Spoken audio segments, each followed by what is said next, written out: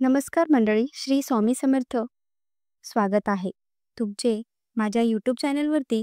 आजचा हा दिवस तुम्हाला सुखाचा, आनंदाचा आणि भरभराटीचा जावो, एवढेच मी आपल्या स्वामींच्या चरणी प्रार्थना करते. आणि आपल्या आजच्या या नवीन आणि सुंदर व्हिडिओला पुन्हा एकदा नव्याने सुरुवात करते. बघतांनो, आज मी तुम्हाला आपल्या स्वामी आई चॅनलमध्ये रायगडमधील बारामतीमध्ये राहणाऱ्या स्वामींच्या परमभक्त ताई सो अमृता माने या ताईंचा शून्यातून विश्व निर्माण करणारा, प्रत्येक स्वामी भक्ताला जगण्यासाठी एक वेगळी प्रेरणा देणारा, स्वामी शक्ती किती ताकद आहे हे दाखवून देणारा अत्यंत अद्भुत अनुभव सांगणार आहे. फक्त त्यासाठी आपला आजचा हा व्हिडिओ शेवटपर्यंत पहा. आणि जे कोणी आपल्या चॅनलवरती नवीन असतील तर त्यांनी आपल्या चॅनलला सबस्क्राईब करा, कारण तुम्ही आपला चॅनल सबस्क्राईब केल्यामुळे मी पुढचे जे काही व्हिडिओ बनवेन त्याचे सर्वात पहिले नोटिफिकेशन हे तुमच्यापर्यंत पोहोचेल. तर पुढील हा संपूर्ण अनुभव या ताईंच्याच शब्दात. ताई म्हणतात, श्री स्वामी समर्थ. मी सो अमृता माने.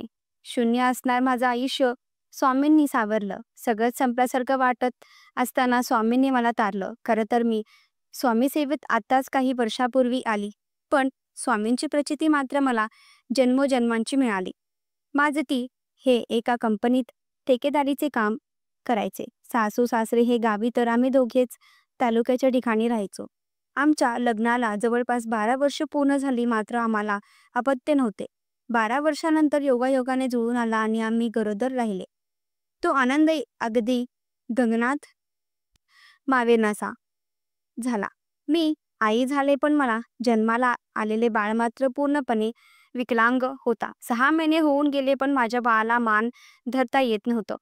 जन्मापासून माझ्या बाळाला सतत आकडी येत होती. त्या आकडीमुळे त्यांचे संपूर्ण शरीर हे निकामी झाले होते. अगदी जो सांगेल त्या ठिकाणी आम्ही त्याला घेऊन जायचो. बावू, वादे, धर्म सगळं काही केलं. असंख्य दवाखाने गेले, मात्र त्यांच्या आजारपणात कुठल्याही प्रकारचा फरक येत नव्हता. त्यांच्या आजारपणासाठी जवळपास 25 लाख रुपये खर्च केला. शेवटी घरात राहतं घर सुद्धा गहाण ठेवलं. मात्र आम्ही आमच्या बाळाला वाचवण्यात अपयशी ठरलो. मी देवाला खूप दोष द्यायचे. जे सुख तुला बघवतच नव्हतं ते द्यायचेच कशाला? का स्वप्न दाखवलीस? तिथून अगदी मी देवाचं नाव सुद्धा घेत नव्हते. मी दिवसभर देवांशी भांडत असायचे. माझ्या बाळाला जाऊन 7 महिने पूर्ण झाले आणि त्यांच्यानंतर मी पुन्हा एकदा गरोदर राहिले. त्यावेळी सुद्धा मला मुलगा झाला, मात्र माझ्या या बाळाला सुद्धा जन्मताच आकडी येत होती. आता पुन्हा एकदा तेच संकट माझ्या समोर येऊ उभे राहिले. आता सुद्धा माझ्या जीवाची आटापिटा सुरू झाली. आम्ही बाळाला वाचवण्यासाठी शर्थीचे प्रयत्न करत होतो. त्यात कोणीतरी सांगितले, वाडी या हॉस्पिटलला अत्यंत चांगले डॉक्टर येतात, म्हणून आम्ही बाळाला घेऊन वाडी हॉस्पिटलला गेलो. 8 दिवस माझं बाळ तिथे ॲडमिट होतं. बिल खूप झालं, फरक काहीच नाही. त्यानंतर मुंबईतील लीलावती हॉस्पिटलमध्ये आम्ही त्याला घेऊन गेलो. तिथे सुद्धा माझं बाळ 10 दिवस ॲडमिट होतं, तरीही त्याची आकडी काही जात नव्हती. संपूर्ण शरीर हे कमजोर झालं होतं. माझ्या नशिबात हे काहीच कळत नव्हतं. खूप खर्च केला. यावेळेस माझ्या बाबांनी मला 25 लाखाचे कर्ज काढून दिलं. माझ्या सगळ्या नातेवाईकांनी मदत केली, मात्र इतका खर्च करूनही काहीच फरक येत नव्हता. जे घर आम्ही गहाण टाकलं ते बँकेने जप्त केलं. आता आम्ही भाड्याच्या घरात राहत होतो. सगळंच आमच्याकडे असणारं पणाला लावलं, मात्र तरीही मार्ग काही सापडत नव्हता. वेळ अत्यंत खराब होतं. संकट खूप मोठे होते आणि त्यामध्येच एके रात्री अचानक माझ्या स्वप्नात मला स्वामीने दर्शन दिले. स्वामी माझ्या बाळाच्या डोक्यावर हात फिरवत होते. माझ्या बाळाला आवाज देत होते. माझ्या बाळाला जवळ बोलवत होते. त्या स्वप्नात जागे झाले. अंगावर शहारे होते, पण माझ्या पतीलाही हे स्वप्न सांगितलं. ते म्हणाले, अगं कधी कधी असं होतं, अशी स्वप्न पडतात, इतकं काही लक्ष देऊ नको. खरं तर त्या दिवशी आम्ही बाळाला घेऊन आमच्या जिल्ह्यात असणाऱ्या इंदुरी हॉस्पिटलमध्ये घेऊन चाललो होतो. जात असताना वाटेतच आमची गाडी बंद पडली. बरेच प्रयत्न केले, मात्र गाडीच्या इंजिनला काहीतरी प्रॉब्लेम झाला होता. शेवटी ड्रायव्हरने आम्हाला खाली उतरायला सांगितलं. माझं बाळ सुद्धा खूप रडत होतं. मग त्याला मी हातात पकडलं आणि त्याला घेऊन मी रस्त्यावर फिरत तितक्यातच एक बोर्ड माझ्या समोर आला. त्यांच्यावर स्वामी समर्थांचा फोटो होता. आणि बाण दिला होता. बहुतेक तिथेच असणाऱ्या स्वामींच्या मठात त्यामार्फत तो पत्ता सांगितला होता. नकळत माझे पाय त्या मठाकडे वळले आणि स्वामींच्या मठात गेले. स्वामींचे दर्शन घेतले.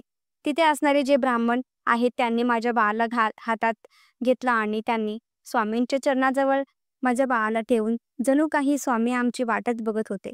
असेच ते क्षण त्यावेळी अक्षरशः ते स्वप्न मला आठवले. स्वप्नातही असेच स्वामी माझ्या बाळाला जवळ घेत होते, बोलवत होते, त्यांच्या डोक्यावर हात फिरवत होते.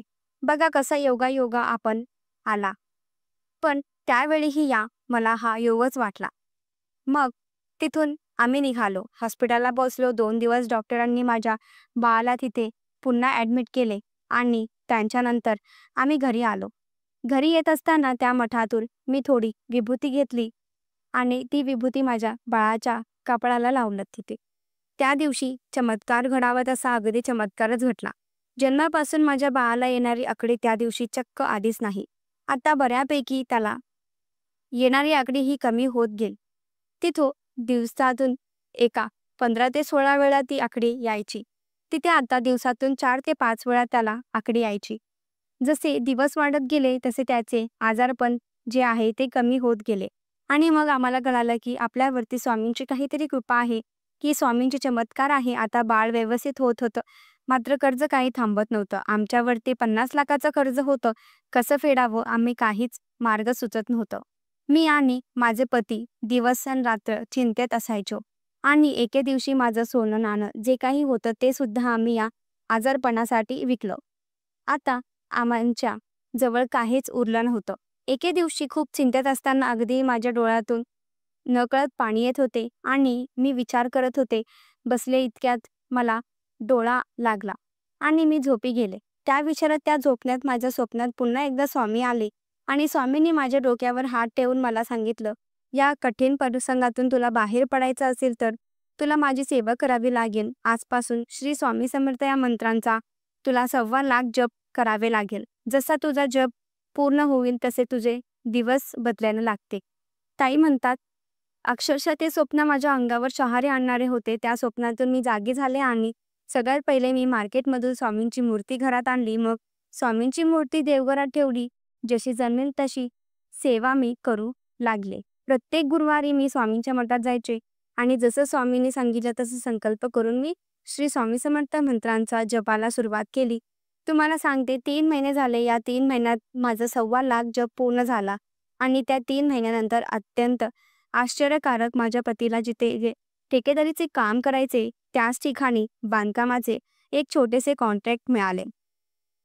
तेव्हा माझ्या पतीने ते काम पूर्ण केलं. त्या कामातून जवळपास 1 लाख रुपयाचा नफा. 1.25 लाख जप पूर्ण झाल्यानंतर तो पहिलाच अनुभव आला, कारण तो 1 लाख रुपये इन्कम आमचे नशीब बदलणारा होता आणि त्यानंतर त्यांना चांगली काम मिळत होत गेले. अगोदर कंपन्यांच्या आमच्या भागातील आणि त्यांच्यानंतर त्यांनी सरकारी ठेकेदारी घ्यायला सुरुवात केली आणि त्या कामामधून यांना चांगली कमाई मिळत गेली.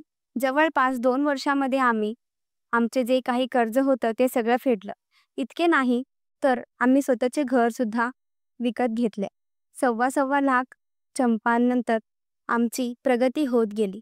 आमच्या नशिबात जे नाही ते सुद्धा स्वामींनी आम्हाला दिलं. आज माझं बाळ ठीक आहे. आज आमच्या आयुष्यात सुख, आनंद, समाधान सगळं काही आहे. आज 1 नाही, 2 नाही तर तब्बल 4 करोडची आमची स्वतःची प्रॉपर्टी आहे. हे घडलं ते फक्त स्वामीमुळे आणि स्वामींच्या चमत्कारामुळे. त्यानंतर माझं बाळ 6 वर्षाचं झालं. आम्ही जेव्हा त्यांची पत्रिका काढून घेतली तेव्हा त्या पत्रिकेमध्ये स्पष्ट दिलं होतं की बाळाचं आयुष्य अत्यंत कमी होतं. तेव्हा आम्हाला समजलं की बाळ सुद्धा आपला जाणार होतं. मात्र या बाळावर स्वामींचा हात होता. बाळावर स्वामींची कृपा आहे आणि त्यानंतर स्वामींनी आपल्या बाळाला तारलं. खरं तर स्वामी कृपा अखंड अशीच राहावी आणि जन्मोजन्मी मला ही स्वामी सेवा घडावी. श्री स्वामी समर्थ भक्तांनो, अत्यंत अद्भुत अंगावर शहारा आणणारा हा दिव्य अनुभव तुम्हाला कसा वाटला कमेंट करा. तुमचेही काही अनुभव असतील तर शेअर करा. श्री स्वामी समर्थ. जय जय स्वामी समर्थ.